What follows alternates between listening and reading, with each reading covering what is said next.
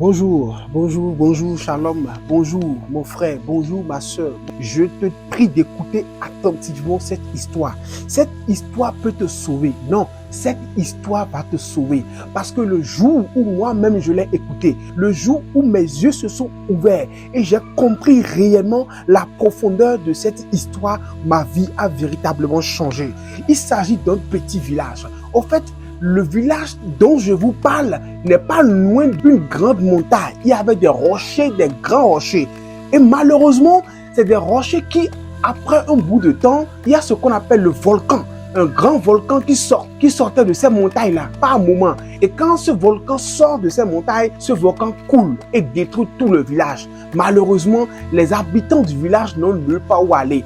Ils s'échappent, ils vont à des endroits pour se réfugier et attendent d'abord que ce fléau passe. Après, ils reviennent dans leur village, ils rebâtissent tout ce qui est détruit et ils continuent encore leur vie. Et un jour, ils ont décidé de trouver une stratégie plus efficace afin d'être prévenus de l'arrivée de ce volcan. Ils ont monté alors une grande tour, comme une maison à échelle. Ils ont mis des gardes qu'ils ont placés sur la tour là-bas. Les gardes ont été mandatés pour surveiller continuellement la montagne. Et le jour où ils vont voir de la fumée sortir de ces montagnes, ils peuvent alerter tout le village que le volcan pourra venir. Et alors, le village peut s'échapper avant que le volcan ne vienne les détruire. Alors, les jours passaient, les semaines passaient, des mois passaient. Et un jour, pendant que la garde était là, en train de surveiller ce village, on sentait de la joie dans le village. Le beau soleil illuminait le village.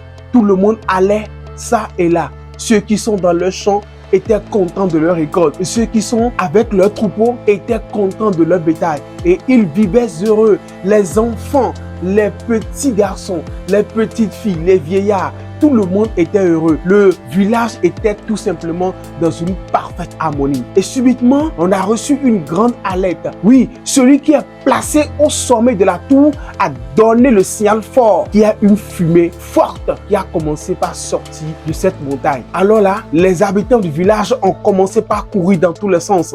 Ceux qui vont laisser leur bétail ont laissé leur bétail. Ceux qui vont laisser leur champ ont laissé leur champ. Ceux qui vont laisser leurs activités, ils ont tout abandonné. Ils sont rentrés dans leur bâtiment. Ils ont pris les objets de valeur. Ceux qui peuvent être transportés, ils ont pris. Et ceux qui peuvent courir, ils ont commencé par courir. Il n'y a pas le temps de regarder derrière. On n'a pas le temps de se lamenter. Il n'y a pas de temps de discuter avec la famille. Il n'y a pas le temps de prévenir qui que ce soit. Il s'agit d'une mort imminente qui s'approche. Il s'agit d'un danger qu'on ne peut pas contrôler. Tout le monde commençait par chercher les petites choses auxquelles il faut s'accrocher, qui ne doivent pas retarder leur course. Mais dans tout ça, il y a une femme qui avait un bébé. Et cette femme avait fait allonger son bébé dans sa case. Et pendant qu'elle a reçu la lettre, elle était au champ, en train de récolter quelques épis de maïs. Et quand elle a appris cela, elle a couru, elle a regardé dans sa chambre, elle a regardé à gauche, elle a regardé à droite, elle est rentrée, elle a regardé ses bijoux, elle a regardé tout ce qu'elle peut rapidement prendre. Et pendant qu'elle regardait tout, elle a vu les laves du volcan qui ont commencé déjà par détruire les cases et qui s'approchaient d'elle. Subitement, elle s'est dit: je n'ai pas le choix. Il faut que je prenne ce qui est plus cher pour moi. Ce qui est plus cher pour elle, à l'instant où elle menait ses réflexions, n'était plus du tout l'or, n'était plus le diamant, n'était plus ses bijoux. Mais elle voyait maintenant son bébé. Elle me dit non. À l'instant, je pense que la distance qui sépare ma case avec ce volcan-là, je n'ai pas le temps de réfléchir. Maintenant, je dois prendre mon bébé. Et c'est alors qu'elle s'accrocha en même temps au bébé. Elle mit le bébé au dos et commença à courir. Elle prit la fuite. Elle courut pendant des mètres, pendant des kilomètres, pendant des heures. Elle a couru, elle a couru, elle a couru, elle a couru encore et encore. Et finalement, elle s'est vue loin du danger. Alors, elle s'arrêta, regarda derrière et vit comment tout le village était consumé. Oui, elle s'imaginait tous les champs qui ont été consumés, les bétails qui ont été consumés, les animaux qui ont été consumés. Elle imaginait les cases, oui, qui sentaient rien que de la fumée. Mais dans tout ça, elle se dit: j'ai l'essentiel. J'ai ce qui est plus cher pour moi, mon bébé, mon enfant, mon ultime. Alors, elle se dit: ce bébé doit avoir faim, doit avoir soif. C'est alors, elle décida de dénouer le paille, de faire descendre le bébé et de lui donner à manger. Mon frère, ma soeur, quand elle dénoua le paille, elle se rend compte qu'en réalité, ce n'est pas le bébé qu'elle a mis au dos, mais c'était la grosse poupée que lui a offert sa tante. Oui, parce que sa tante lui avait offert une grosse poupée qui avait l'aspect d'un être humain. Et elle se disait, mon bébé va grandir avec ce nounous et va se familiariser. Ce sera son plus beau jouet. Elle se rendit compte qu'en réalité, au lieu de prendre le bébé, elle a pris le nounous. C'est le bébé nounous qu'elle a mis au dos. Pourquoi? Parce qu'elle n'a pas eu le temps de réfléchir. Elle n'a pas eu le temps de s'apprêter. Elle n'a pas eu le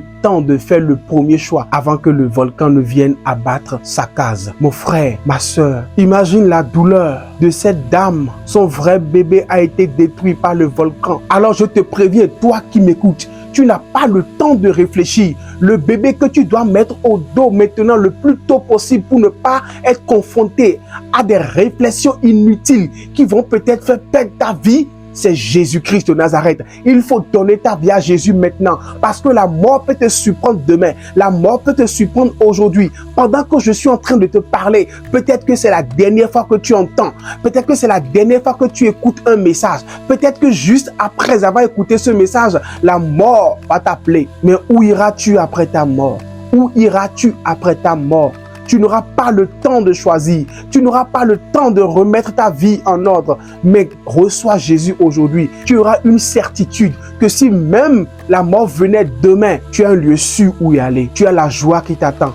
Tu ne vas pas gémir, tu ne vas pas pleurer comme cette dame. Toi, mon frère, toi, ma soeur, Jésus-Christ a payé le prix pour toi. Ne réfléchis pas trop. Ne remets pas à demain ton salut. Ton salut, c'est maintenant que tu écoutes. Ne sois pas comme cette femme qui, au lieu de faire le bon choix, au lieu de prendre son bébé en même temps et de prendre la fuite, elle a pris tout son temps à aller chercher ses bijoux, à aller regarder dans sa valise, à aller regarder ses objets de valeur. Comme aujourd'hui, au lieu de recevoir Jésus tout de suite, tu prends ton temps à te prostituer, tu prends ton temps à rester dans la drogue, tu passes ton temps à faire ce qui ne plaît pas à Dieu. Ta vie est désordonnée. Tu sais que là où tu es tout de suite, tu n'es pas une bonne personne. Si tu meurs, où iras-tu maintenant? Tu n'as pas le temps d'arranger ta vie. Mon frère, ma soeur, donne ta vie à Jésus maintenant et tu seras sauvé. Tu n'auras peut-être plus une seconde chance d'entendre ce genre de message avant ta mort. Peut-être que c'est la dernière fois que tu l'entends. Prends la résolution dès maintenant. Mets-toi à genoux. Dis Seigneur, je reconnais que je suis un pécheur. Je viens à toi aujourd'hui. Je te donne ma vie. Je reconnais que c'est à cause de moi que tu es mort sur la croix. Rentre dans ma vie. Je te reçois comme mon Seigneur et mon Sauveur personnel à partir d'aujourd'hui jusqu'à ma mort. Et ton nom sera écrit dans le livre de vie.